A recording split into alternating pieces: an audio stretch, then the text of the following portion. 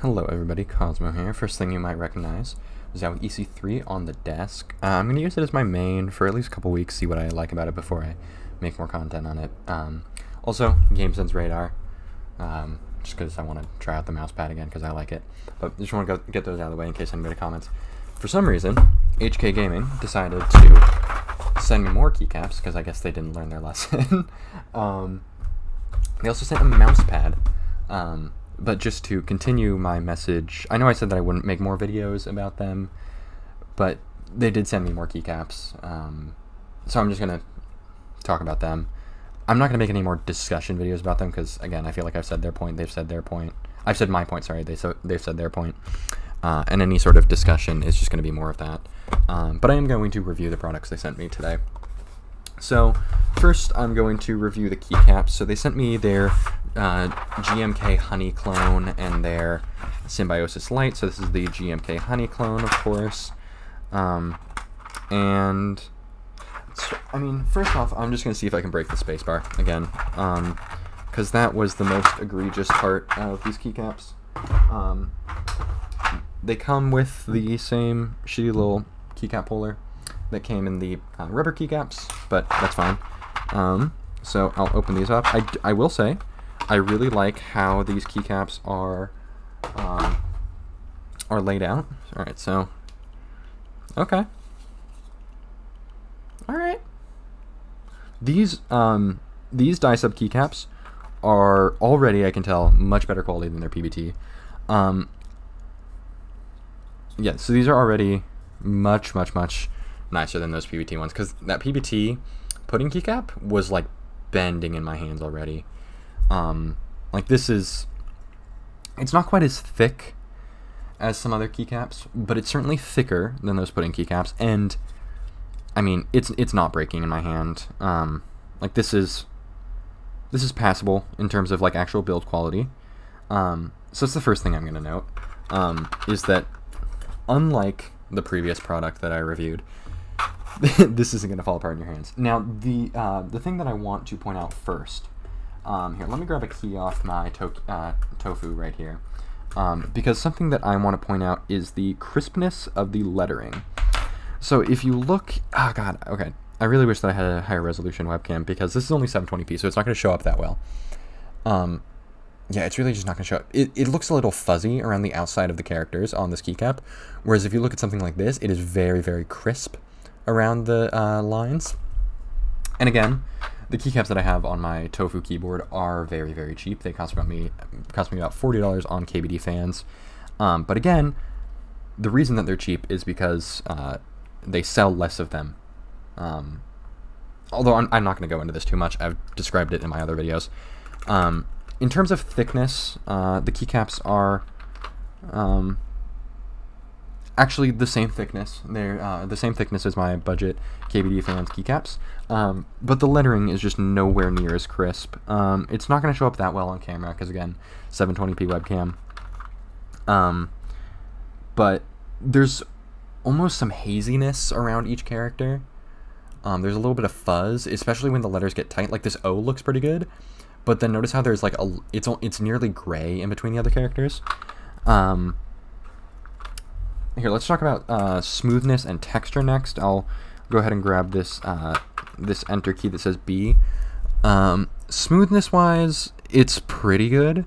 In my opinion, there's I don't know. For me, there's not enough texture personally. I really like GMK levels of smoothness personally, where it's like it's slightly textured on top, but then it's smooth on the sides.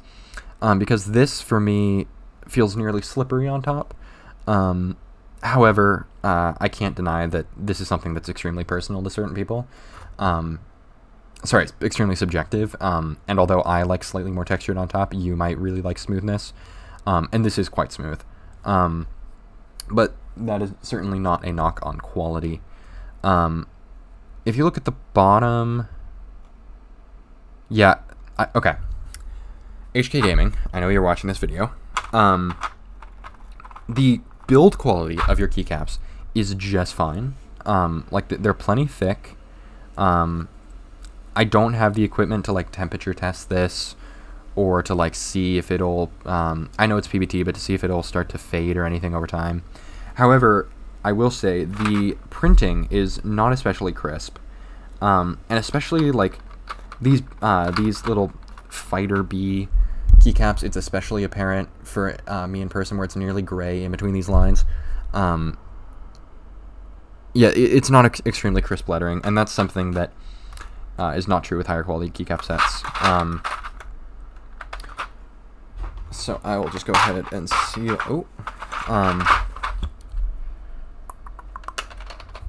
So I want to make this a relatively quick video because I just kind of want to make it an update for these specific keycaps. So I'm not going to. They also sent me their. They call it Symbiosis Lite, but it's Space Cadet Lite. I'm not going to open that one simply because it's going to be the same thing. Packaging is plenty fine. I do want to. I'm very interested in this mouse pad here, though, because I honestly just straight up didn't know they had a mouse pad. But yeah, so before I get to the mouse pad, I do want to make some kind of like final conclusions on their keycaps. They're correct to say that their build quality is decent. Like, just for the record, when I'm saying their build quality is good, I don't mean that it's like GMK levels of build quality. What I mean is that for the $40 that they charge, it is very acceptable build quality. Like, their build quality reminds me, I mean, I keep comparing it to the keycaps on my Tofu board here, because these are keycaps that cost $40, right? And they are very comparable to these keycaps, but again, they are just worse quality than GMK, EPBT, Ducky, and those last two are only slightly more expensive.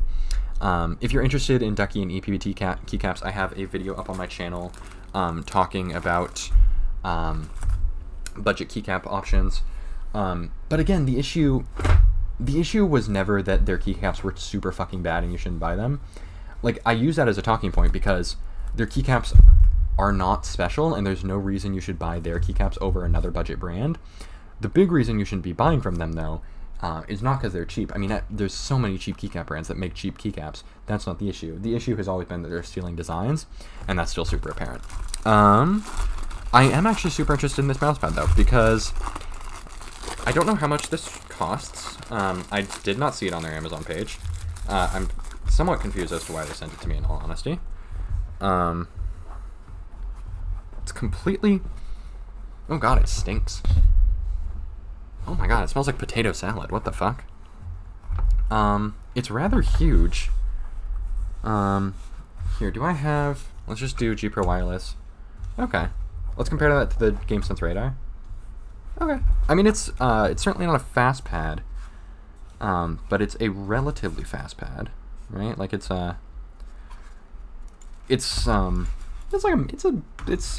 similar speed to a Hayate Yatsu. I want to specify that I'm talking about speed, because the glide is not similar to a Hayate Yatsu.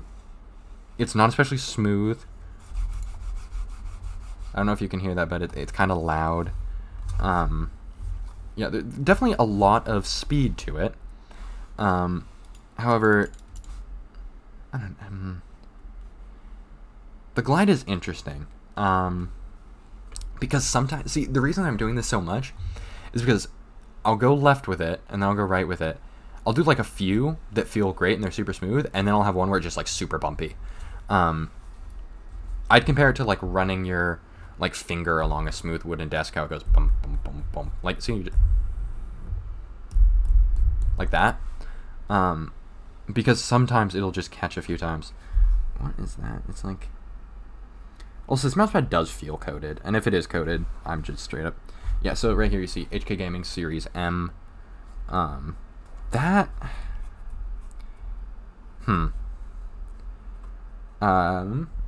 First off, before I say much more about this mousepad, I want to make it clear, I don't have any issue with them making this mousepad, because it's pretty fucking hard to, to steal a mousepad design. And although there's like clone mousepads, for the most part, I don't think you're undercutting somebody when you clone a... Because you can't even really clone a mousepad design. Like, if you look at artisan clones, you have, like, the Fnatic Dash is supposedly a Hien clone, but it kind of feels completely different. and it's much more thin, and it's much worse quality, and it's still expensive, and it's completely different aesthetically, and really the only difference is that it's a pretty smooth glide, and it's relatively fast for a cloth pad. So I don't have much issue with like clone pads, because I frankly I don't think they exist. So here I'm going to give HK Gaming legitimate advice, because although I still don't think they're a great company, and I still think they treat people poorly, if they're interested in changing those things about them, I do want to give some amount of advice for this product. First thing I'm going to say, you can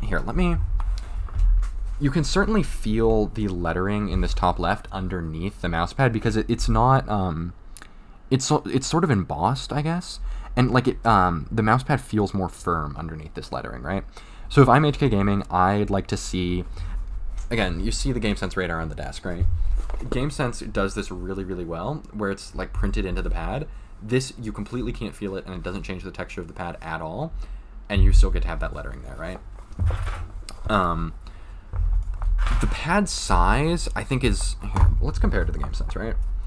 It's, oh yeah, this size is really weird, because does it say on the box? I think it's probably like 400 by 600 or something, right?